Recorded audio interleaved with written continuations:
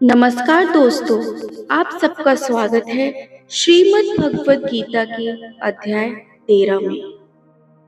क्या आपने कभी सोचा है कि ये शरीर कौन चला रहा है? क्या हम सिर्फ ये शरीर हैं या इसके अंदर कोई और भी है? जब शरीर बदलता है, भावनाएं बदलती हैं, सोच बदलती है, तब वो क्या है जो कभी नहीं बदलता? भगवान श्री कृष्ण आज अर्जुन को उसी सबसे बड़े रहस्य से परिचित कराने वाले हैं। एक ऐसा ज्ञान जिसे समझ लेने के बाद इंसान खुद को पहचान लेता है। पिछले अध्याय यानी भक्ति योग में भगवान श्री कृष्ण ने अर्जुन को सच्ची भक्ति का अर्थ समझाया था। उन्होंने बताया कि जो भक्त अपने मन और बुद्धि को भगवान में समर्पित कर देता है, जो हर परिस्थिति में शांत रहता है, किसी से द्वेष नहीं करता और हर जीव में भगवान को देखता है, वही भगवान को सबसे प्रिय होता है। श्री कृष्ण ने ये भी कहा था कि केवल पूजा पाठ ही भक्ति नहीं है, बल्कि अपने हर कर्म को भगवान को समर्पित कर देना ही सच्ची भक्ति है। अध्याय 12 ने हमें सिखाया कि प्रेम, विश्वास और समर्पण से इंसान भगवान तक पहुंच सकता है। लेकिन अब अध्याय 13 में भगवान कृष्ण अर्जुन को भक्ति से भी गहरे ज्ञान की ओर ले जा रहे हैं। अब वे बताएंगे कि ये शरीर क्या है, आत्मा कौन है, प्रकृति और पुरुष में क्या अंतर है और इंसान जन्म मृत्यु के बंधन से कैसे मुक्त हो सकता है। कुरुक्षेत्र के मैदान में अर्जुन अब पहले जैसे भ्रमित योद्धा नहीं रहे। भगवान श्री कृष्ण के वचनों ने उनके भीतर भक्ति और श्रद्धा जगा दी थी। लेकिन अब उनके मन में एक और प्रश्न उठता है।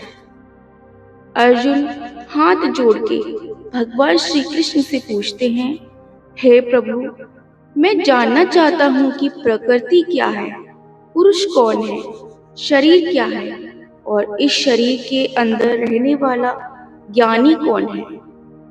तब भगवान श्री कृष्ण मुस्कुराते हैं और एक ऐसा ज्ञान देना शुरू करते हैं जिसे उन्होंने परम ज्ञान कहा। वे कहते हैं, हे अर्जुन, यह शरीर क्षेत्र कहलाता है, यानी यह शरीर एक खेत की तरह है जहाँ कर्मों के बीज बोए जाते हैं और जो इस शरीर को जानता है, जो इसे चला रहा है, वही क्षेत्रज्ञ है, वही आत्मा है। भगवान श्री कृष्ण समझाते हैं कि शरीर बदलता रहता है, बचपन, युवावस्था, बुढ़ापा सब बदल जाता है, लेकिन आत्मा नहीं बदलती। वह ना जन्म लेती है, ना मरती है। इसके बाद श्री कृष्ण शरीर और संसार की पूरी रचना समझाते हैं। वे बताते हैं कि यह शरीर 5 तत्वों से बना है, पृथ्वी, जल, अग्नि, वायु और आकाश। इसके साथ मन, बुद्धि, अहंकार, इच्छाएं, द्वेष, सुख दुख, ये सब क्षेत्र यानी शरीर और प्रकृति का हिस्सा है। लेकिन आत्मा इन सब से अलग है। वह केवल देखने वाली है। जैसे सूर्य पूरी दुनिया को रोशनी देता है, वैसे ही आत्मा शरीर को चेतना देती है। फिर भगवान श्री कृष्ण अर्जुन को बताते हैं कि सच्चा ज्ञान क्या होता है। वे कहते हैं, विनम्रता, अहिंसा, क्षमा, सरलता, गुरु की सेवा, मन की शुद्धि, इंद्रियों पर नियंत्रण, यही वास्तविक ज्ञान है। सिर्फ किताबें पढ़ लेने ज्ञान नहीं। जो इंसान अपने अंदर अहंकार को खत्म कर दे वही सच्चा ज्ञानी है। इसके बाद श्री कृष्ण प्रकृति और पुरुष का रहस्य बताते हैं। वे कहते हैं कि प्रकृति हर कर्म करवाती है। हमारा शरीर, मन, इच्छाएं सब प्रकृति के प्रभाव में काम करते हैं, लेकिन आत्मा इन सब की साक्षी है।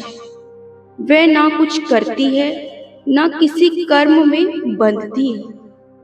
यही कारण है कि जो इंसान खुद को केवल शरीर मानता है वह मोह, दुख और डर में फंसा रहता है, लेकिन जो खुद को आत्मा समझ लेता है वह जन्म और मृत्यु के भय से मुक्त हो जाता है। भगवान श्री कृष्ण आगे कहते हैं, हे अर्जुन, जो हर जीव में एक ही परमात्मा को देखता है वही वास्तव में देखता है। चाहे कोई अमीर हो या गरीब, मनुष्य हो या पशु, हर जीव के भीतर वही परमात्मा मौजूद है। और जब इंसान इस सत्य को समझ लेता है तब उसके अंदर से घृणा खत्म हो जाती है। उसके भीतर करुणा जन्म लेती है।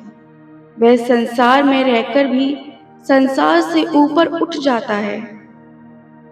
अब अर्जुन ध्यान से भगवान की हर बात सुन रहे थे। उनकी आंखों में एक नई शांति थी।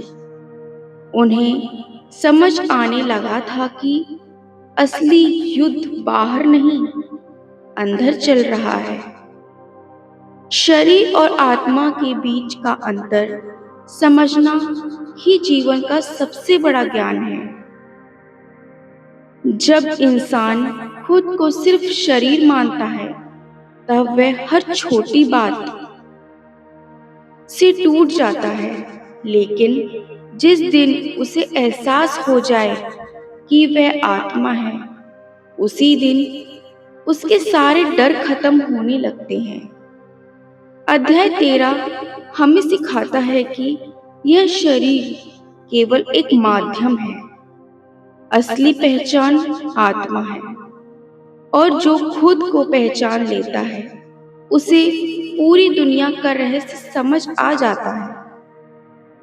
कुरुक्षेत्र का युद्ध तो एक दिन खत्म हो गया, लेकिन हमारे भीतर चलने वाला मोह और अहंकार का युद्ध आज भी जारी है।